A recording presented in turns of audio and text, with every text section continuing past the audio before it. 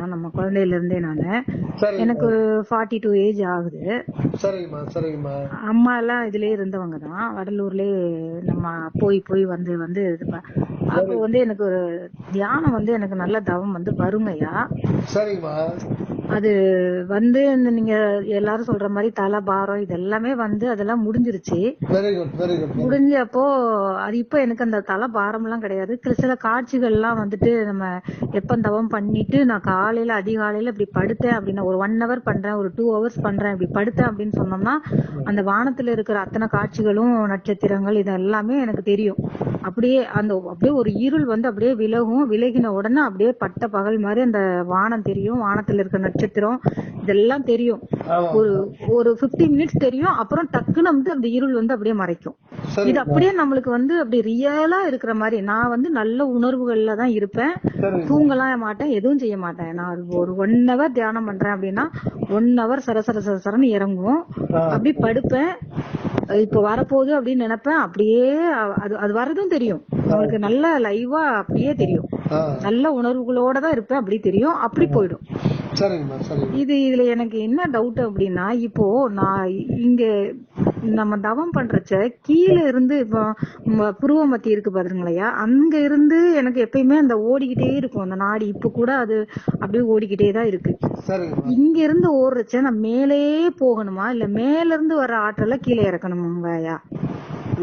எந்த ஆற்றல மேல இறக்கணும்? இப்போ நம்ம வந்து இப்போ ஆற்றல்னா இப்போ நான் இப்போ தவம் பண்றச்ச நம்மளுக்கு உள்ள வந்து ஒரு சுவாசம் ஓடுது பாத்தீங்களாயா, அது அந்த சுவாசம் வந்து சுழுமுனை ஓடுது பாத்தீங்களாயா, அது வந்து இப்ப சவுண்டு எல்லாம் வரும். அது போறது அந்த இது தெரியும் நமக்கு. நல்ல தவத்துல இருக்கிறச்ச இப்ப ஓடிட்டு இருக்கும் போது கூட அந்த உணர்வுகள் இருக்குது.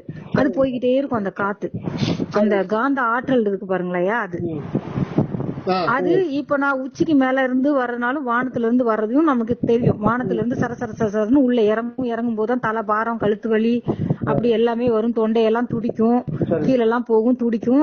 அது மேல இருந்து வரச்சேன்னா மேல இருந்து இப்ப வர்றதை இறக்க மாட்டேன். நான் என்ன பண்றேன், இப்போ நாடியில இருந்து மேலேயே ஏத்துறேன். மேலேயே போவோம். நம்ம ஏன் கீழே வரணும்? கீழே இருந்து மேல போவோம். மேல இருந்து கீழே இறக்காம மேல இருந்து வருது, அத நான் கீழே இருந்தே மேல அப்படியே அதாவது கீழேன்னா மூலாதாரத்துல இருந்தே நான் சொல்லல. நான் மூலாதாரத்துக்கே போக மாட்டேன். ஃபுல்லாமே தலையிலே வச்சுப்பேன். கீழேயே போறது கிடையாது. அந்த புருவ மத்தியில இருந்து உள்ள சுழுமுனையில இருந்து அப்படியே மேலேயே ஏத்திட்டு அப்படியே மேலேயே போறது. அது உச்சிக்கு மேல ஒரு இடத்துல நின்று அப்படியே இருக்கும். அங்கேயே கவனம் வைக்கிறது. அங்கே கவனம் வைக்கும்போது ஆரம்ப காலங்கள்ல தூக்கம் வந்துச்சுங்கய்யா. இப்போ நம்மளுக்கு நல்ல விழிப்பு வந்த உடனே அந்த ஒரு இதுலயே கவனம் வைக்கும் போது அது தூக்கம் எல்லாம் போயிருச்சு. அது அப்படி பாட்டுக்கு போய்கிட்டே இருக்கும். மைண்டும் நம்ம உலகிலையும் போகும். அது உலகத்துலயும் சுத்துது, அதுலயும் சுத்துது. இப்படி சுத்திட்டு இருக்கு. அதுதான் எனக்கு இந்த டவுட். என்னன்னா கீழ இருந்து மேல போறது தானே நல்லது, நம்ம மேல இருந்து இறக்குறதா கீழ இருந்து? எனக்கு இந்த நான் கத்துக்கல எங்கேயும். ஆனா உங்ககிட்ட இந்த டவுட்டை கேட்போம். இதுக்கு மேல எனக்கு எப்படி பிராக்டிஸ் பண்ணணும் எதுவும் எனக்கு தெரியல. நான் வள்ளலாரையே குருவா நினைச்சுக்கிட்டு நீங்க என்ன சொல்றீங்களோ அதன்படி எனக்கு எல்லா அறிவையும் நீங்களே கொடுங்க அப்படின்னு அவர்கிட்ட விண்ணப்பத்தை வச்சுட்டு நான் தவம் பண்ணிக்கிறது. Super super. ஆமா. நீங்க என்ன வாட்ஸ்அப் இருக்கீங்களா? அன்பு ஒளியில? நான் இருக்கங்க, அன்பு ஒளியில இருக்கங்கய்யா. அதுலதான் நான் இப்ப பார்த்தேன். பார்க்கும்போது இப்போ அதுல எனக்கு அந்த படங்கள் எல்லாம் போட்டு அதுல ஒரு விளக்கவரம் கொடுத்திருந்தீங்க, அந்த அம்மா கொடுத்திருந்தாங்க. அதுல போயிட்டு சுழுமுனையில இருந்து மேல போயிட்டு அங்க தயவுலயே இருக்கணும் அப்படின்னு சொன்னாங்கல்ல, அது எனக்கு ரொம்ப பிடிச்சிச்சு. அந்த தயவுலயே நான் இருப்பேன். அப்போ சம்டைம் அந்த தயவுல இருந்து இந்த உலகத்தெல்லாம் நினைச்சு அழுகையா வரும். அப்பதான் அந்த தலபாரம் எல்லாம் போகும். அந்த தயவுல இருக்கும் போது நம்மளுக்கு ஒரு உணர்ச்சி வசப்பட்டு அந்த நரம்பெல்லாம் ரிலாக்ஸ் ஆகி, அது ஏன்னா ஒரு பாரத்துல இருக்கும் பாருங்க, ஒரு இரும்ப தூக்கி வச்ச மாதிரி நம்ம ஒரு அழுத்தத்துல இருப்போம். அதுல நம்ம உள்ள போய் ரிலாக்ஸ் உள்ள போய் அந்த உணர்வுகளை நுட்பமாக்கும் போதுதான் அது வந்து விரியும். ஆனா நான் அப்படி நுட்பமாக்கி விரிஞ்சு அதுலயும் விரியும். அப்படி அது எதுல விரியுதுன்னா தயவுலதான் விரியும். அந்த தயவு வரைச்சு என்ன பண்ணுவோம், அந்த நுட்பம் வந்து அந்த கடினமா இருக்கிறது நுட்பமா ஆகும். நுட்பமா ஆகி அது அப்படியே விரிஞ்சுக்கினே போகுதுங்க ஐயா.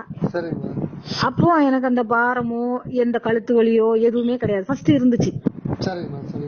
ஆரம்ப காலகட்டங்கள்ல இருந்தது. சரிங்கம்மா.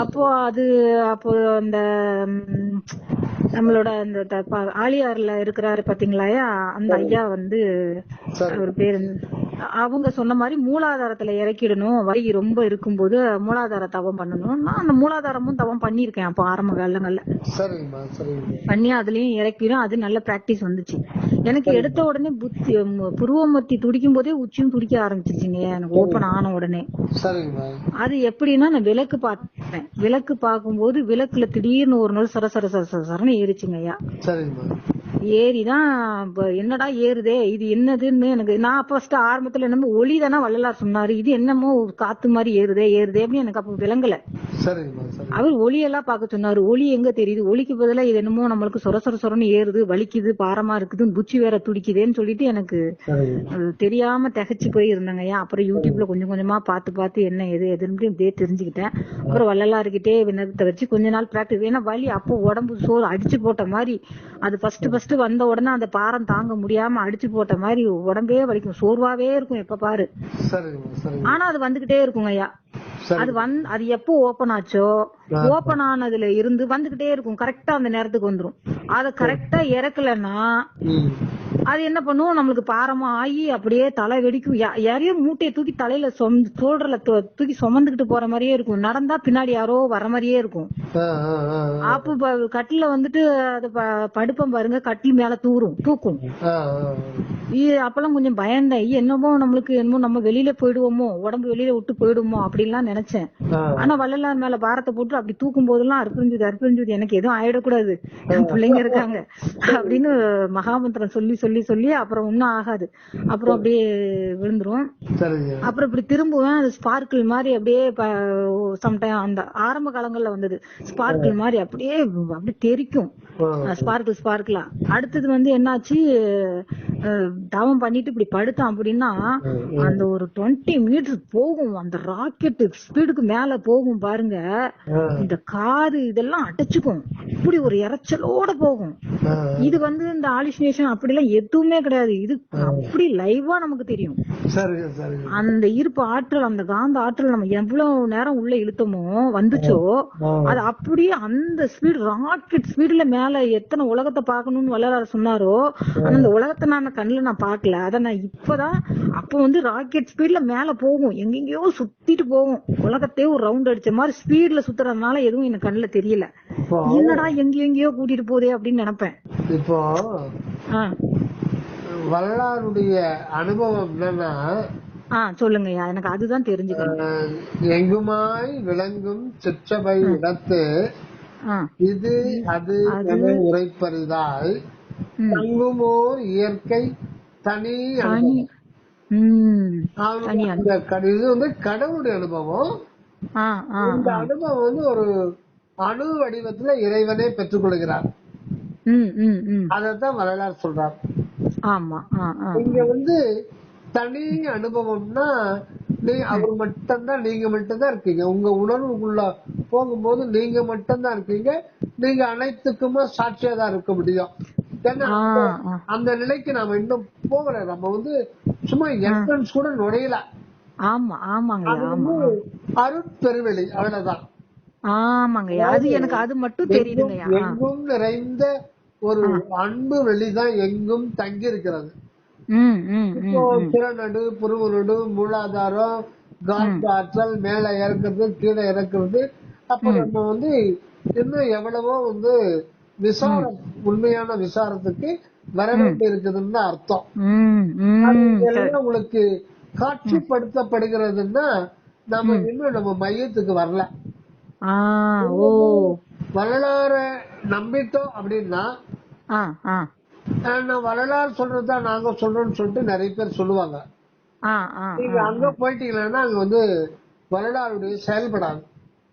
ஓ, நான் இது வரைக்கும் யாரையும் பாக்கலங்க ஐயா. ஆமா உங்ககிட்டதான் எனக்கு எனக்கு கரெக்டான இது எனக்கு கிடைக்கணும்ன்றதுக்காக நான் எங்க போனாலும் நான் இது போக மாட்டேன். யூடியூப்ல பாப்பேன். அது எனக்கு திருப்தியாவே இருக்காது.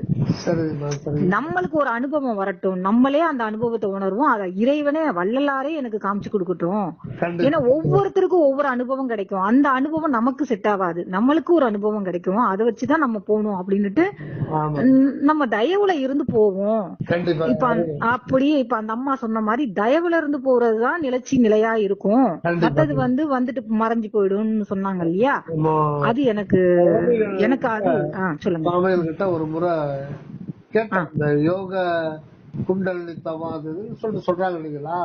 ஆமாங்க ஐயா. சாமி கேட்டுக்கிட்டு கொஞ்ச நேரம் மௌனமாவே இருந்தார். அப்புறம் என்ன சொன்னாரு, யோக யோக காட்சின்னு சொல்றதுல இதெல்லாம் வரும். அது பிரமிப்பா இருக்கும், மற்றவங்க கேட்கும் போது ஒரு அதிசயமா இருக்கும். அது அவங்க இதை அந்த காட்சி அனுபவத்தை சொல்றாங்க. மறுபடியும் சைலண்டா இருந்தாரு. அப்புறம் அவரா சொன்னாரு, நம்ம நம்ம அருள் நெருக்கி சுத்த சன்மார்க்க அருள் நெருக்கி இந்த யோக முறைகள், எல்லா யோக முறைகளும் இதெல்லாம் கோடி கோடி பங்கு கீழே இருக்குன்னு ஒரே ஒரு வார்த்தை. அதனால சுத்த சன்மார்க்கத்தை வேற எதுக்குமே ஒப்பிட முடியாது. சுத்த சன்மார்க்கத்தை பத்தி நீங்க தெரிஞ்சுக்கணும்னா வள்ளலாருடைய திருவருட்போல நீங்க அகவலை, நடராஜபதி மாலை, அருள் விளக்கமாலை இதுல டீப்பா ஒரு வரிய கவனத்தை செலுத்தி அதை பெருமானார்கிட்டவே விண்ணப்பம் பண்ணுங்க. வேற யூடியூப் பாக்கலாம், பார்க்க கூடாதுன்னு இல்ல. ஆனா அவங்க எந்த நிலையில சொல்றாங்கன்னு சொல்லி யாருக்கு தெரியும்? அந்த பக்கம் இருக்கிறது அருள் நிலை. அருள் நிலையிலிருந்து அவங்க சொல்றாங்கன்னா இல்ல. இந்த கரையில இருந்து அந்த கரையை பத்தி நம்ம சொல்றோம்னா அதுல கற்பனைகள் கலந்துதான் வரும். நம்ம யூகத்தோட தான் சேர்த்து நம்ம அதை பத்தி சொல்றோம். மற்ற இதுக்கு போயிட்டோம்னா அங்க உள்ளொளி தாமசமா நின்றோம். அப்படியே சரி சரி போட்ட வருஷம் அலைஞ்சு வருஷம் அப்படின்னு தான் விட்டுடும். அதனால நம்ம நமக்குள்ள இருக்கிற உள்ளொளியைத்தான் நம்ம அணுகணும். அந்த மெத்தட் வரும்போது கீழே இருக்கிற ஆற்றுல மேல ஏத்துறதோ, மேல இருக்கிற ஆற்றுல கீழே இறக்குறதோ இதெல்லாம் தேவைப்படாத அந்த காட்சி என்பது இருக்காது. ஓ சரிங்க. நீங்களா இருப்பீங்க. நீங்கன்றது ஒரு அருள் வெளி. அருள் வெளி அதுதான் நீங்க. அதாவது எல்லையற்ற தனிப்பெரும் கருணை என்கின்ற அருட்பெரு வெளிதான் நம்முடைய அக உண்மை வடிவம். அவருடைய அந்த எல்லையற்ற அருள் உணர்வு வெளி. அதுதான் சர்வ சகல சித்திகளும் அளவிறந்த கோடி கோடி கோடி ஆற்றல்களும் வெளியில விளங்குது. ஆனா நம்ம அந்த நிலைக்கு பத்தி நம்முடைய நமக்கே சொந்தமாக உரிமையாக உள்ள ஒன்று நாம் அறிய முடியாது இருக்கிறதா அந்த திரை மறைப்பு. அது நீங்கணும்னா கடவுள் கிட்ட ஒரு நன்றி உணர்ச்சியோட, நன்றி மறவாத ஒரு உணர்ச்சியோட இருந்து கொண்டு அவருக்கு அன்பு செலுத்தி கொண்டு புறத்துல நம்ம ஜீவராசிகளுக்கு நம்ம சூழ்நிலைக்கு தக்கவாறு அறிவு விளக்கப்படியும் உயிர் விளக்கப்படியும் செய்து வந்தா இதுதான் நம்மளை மேலே ஏற்றுமே ஒழிய யோக முறைகள் எல்லாமே அது செயற்கையானது. அதுல இரக்கம் பூரணமா கிடையாது. நாம் அது ஒரு சுயநலம் தான். சில யோக முறைகளை சொல்லுவாங்க, எந்த மூலத்திலிருந்து நாம் இங்கு வந்தோமோ அந்த மூலத்திலே நாம் போய் சேர வேண்டும் சொல்லிட்டு. எந்த மூலத்திலிருந்து நாம் வந்தோமோ அந்த மூலத்தில் நீங்க போய் ஏன் வந்தீங்க, ஏன் போய் சேரணும்? எந்த மூலத்திலிருந்து நாம் வந்தோமோ அந்த மூலத்தில் நாம் போய் சேருவதுதான் மனித பிறப்பினுடைய லட்சியம். அப்படின்னா எந்த மூலத்திலிருந்து ஏன் நீங்க பிரிஞ்சு வர்றீங்க? பிரிஞ்சு வந்தா இந்த உலகத்துல அல்லல் படணும்னு சொல்லிட்டு அது உங்களுக்கு முன்னாடி தெரியாதா? அந்த மூலத்துக்கு தெரியாதா? அப்ப தெரியாம வந்ததுன்னா திருப்பி அந்த மூலத்துல போய் சேர்ந்தனா அதே மாதிரி மூட நிலை தானே அந்த மூலத்துல இருக்கணும். அப்ப மறுபடியும் பிரிந்து வரமாட்டீங்கன்னா நிச்சயம். ஆமாங்கய்யா. எந்த மூலத்துல இருந்தும் திரும்பி கீழே வரவும் இல்ல, திருப்பி அந்த மூலத்துல போய் சேர முடியாது, அது சேர்க்காது. அப்படி சேர்த்து கொண்டாலும் திருப்பி வர்றதுக்கு வாய்ப்பு இருக்கு. ஆக இதெல்லாம் வந்து கற்பனைகள். வள்ளலார் சொல்றது அகவல் மட்டுமே. அதுல வந்து அற்பெருஞ்சோதி ஆண்டவரே நேரடியா எழுதிட்டு போயிட்டார். அதனால பழைய நெறிமுறைகளை பற்றற விட்டுட்டு வள்ளல் பெருமான் வந்து உள்ளுக்குள்ள அங்க வள்ளல் பெருமானு அற்பெருஞ்சோதி ஆண்டவரு சர்வண்ட சாமி ஐடென்டிபிகேஷன் அடையாளங்கள்லாம் உள்ள இருக்காது. மெய்ப்பொருள் ஒன்றுதான் இருக்கிறது. அது அற்பெருஞ்சோதி தனிப்பெருங்கருணை வண்ணமாக இருக்கிறது. அது வந்து எல்லையற்ற அன்பு என்கின்ற இருப்பு வெளியும் அதனுடைய தன்மை அதோடு அத்விதமாக இருக்கிற அதனுடைய தன்மையாகிய தனிப்பெருங்கரை உணர்வும். இதுதான் நம்முடைய மையமே, அதுதான் சுயம். ஆக மொத்தத்துல அது ஒரு வெளி. அதுதான் வள்ளல் பெருமான் சொல்லும் போது அவர் நானோ நான் அவரோ அறிவியல் மேல்வரி முன்குறிப்பை அங்கே உறைந்த அனுபவம் தோழி நிறைந்த பெருவெளி என்றார். அதாவது இயற்கை உண்மையும் இயற்கை விளக்கமும் இயற்கை இன்பமும் நிறைந்த ஒரு பெருவெளி அனுபவம் தான். அங்க அது மட்டும்தான் இருக்காங்க, காட்சி எதுவுமே கிடையாது. காட்சி எதுவுமே கிடையாது. ஆட்களை மேல ஏத்துறது, கீழே இருந்து மேல போறது, மேல இருந்து கீழே வர்றது, சிறநடு, தலைநடு, புருவ மத்தி, இந்த வார்த்தை எல்லாம் ஜாலங்கள். தேக சம்பந்தத்தோட நம்ம இருக்கிறோம்ன்றதுக்கு இதுதான் அடையாளங்கள். அதனால மற்ற யோக முறைகள் கீழிருந்து நம்மை மேலே இழுத்து செல்லுவது அது மார்க்கமே தவறானது. யோகம்ன்றது இணைதல் அப்படின்னு ஒரு பொருள். இணைதல்னா அப்ப முன்பு அது பிரிஞ்சுதானே இருக்கணும். பிரிந்திருக்கின்ற ஒன்று இணைகின்றது என்றால் மறுபடியும் அந்த தையல் மறுபடியும் எப்பனாலும் பிச்சுக்கும். இணைக்கப்பட்டது என்னைக்குனாலும் மறுபடியும் பிச்சுக்கும். ஆனா வள்ளலார் சொல்றது வந்து யோகம் செய்ய வேண்டாம்ட்டார். யோகம்னா இணைத்தல். நம்ம ஆல்ரெடி நம்ம பிரியலையே, பிரிவு ஏது இனி உன்னை பிடித்த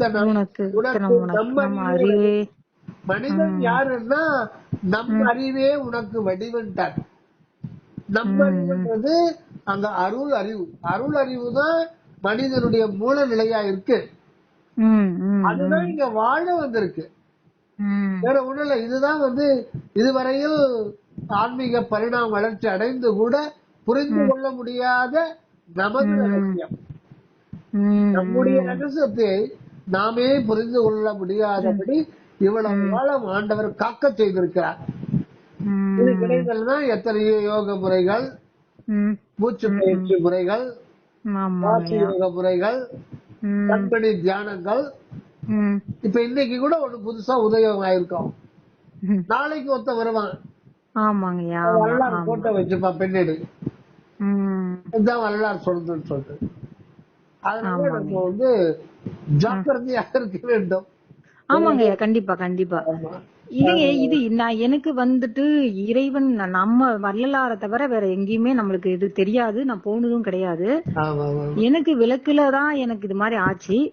இது ஆரம்பங்கள்ல இது வந்து என்னன்னா நம்மளுக்கு ஒண்ணு புதுசா ஒண்ணு வரும்போது சில இதெல்லாம் தெரியும் இல்லையா, அந்த மாதிரி. ஆனா அது போக போக அது மறைஞ்சிருதுங்க ஐயா. இப்ப நான் வந்து அந்த நியூ இயர் அன்னைக்கு பார்த்தேன் பாத்தீங்களா அந்த வானத்து காட்சிகள், அவ்வளவுதான். அந்த ஒரு 4 வாட்டி எனக்கு காமிச்சிச்சு. அதுக்கப்புறம்லாம் இப்போலாம் அந்த வெட்ட வெளிதான் சும்மா. அது வந்து அப்படியே ஒரு ஒரு உணர்வுகள்ல இருக்குது, அவ்வளவுதான். அப்படியே இருக்கு.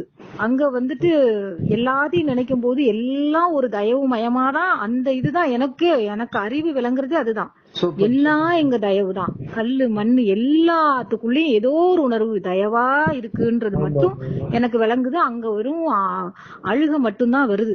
ஆமா கரெக்ட் கரெக்ட்.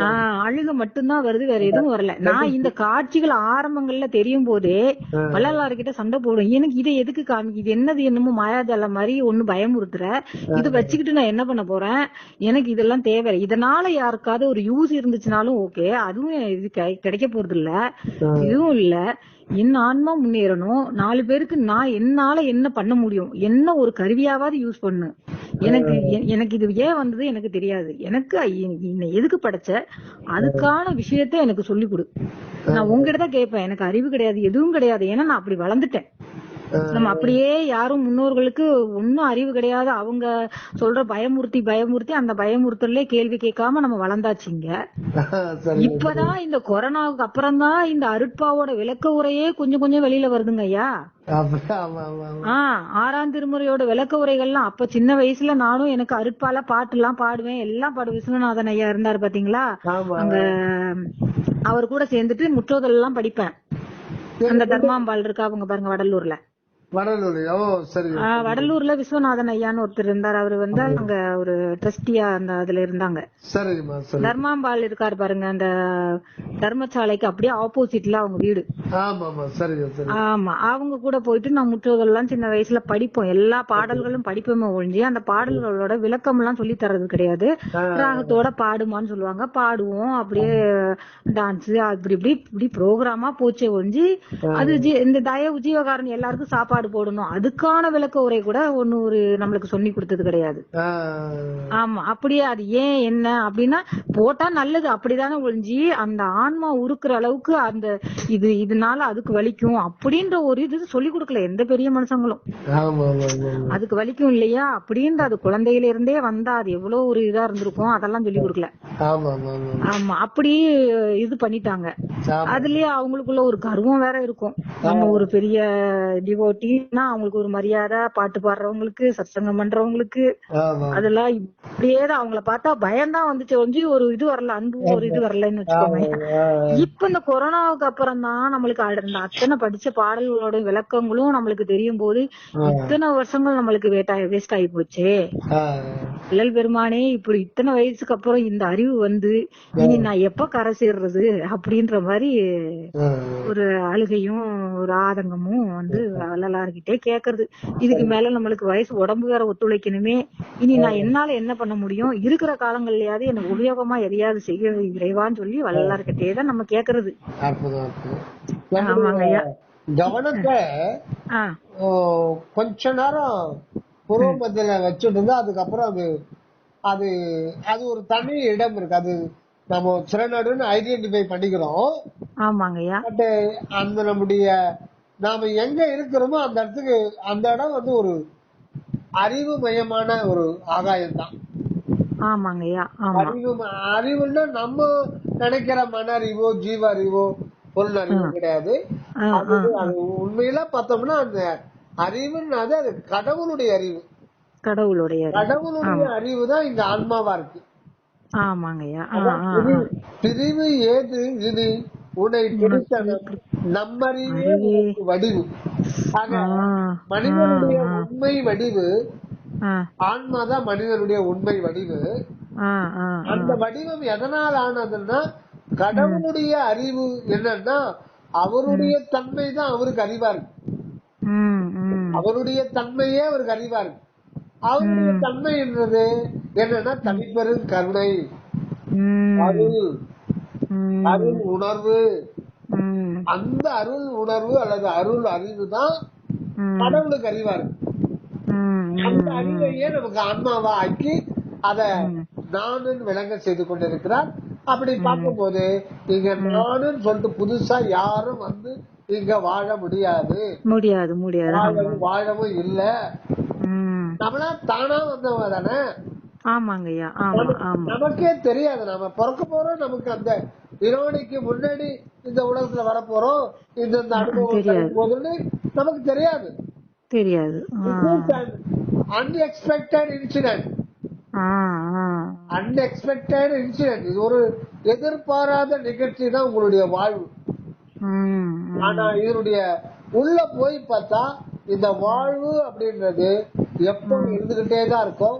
அந்த வாழ்வுன்றது அந்த உணர்வு, அந்த உணர்வு என்றும் உள்ளதுதான்.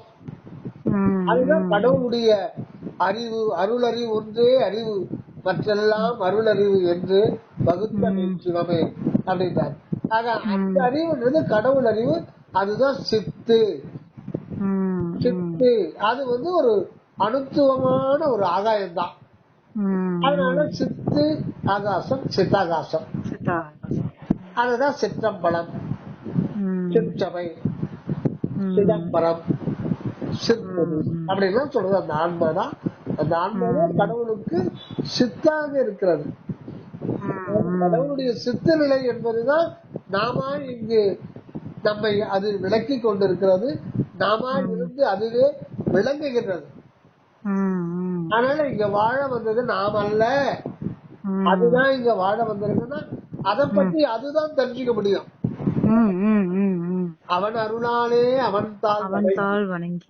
அதனால நாம கடவுளை அறியணும்னு நினைச்சோம்னா அறிய முடியாது. நாம எங்க கழியிறோமோ அங்கதான் அது இருக்கும்.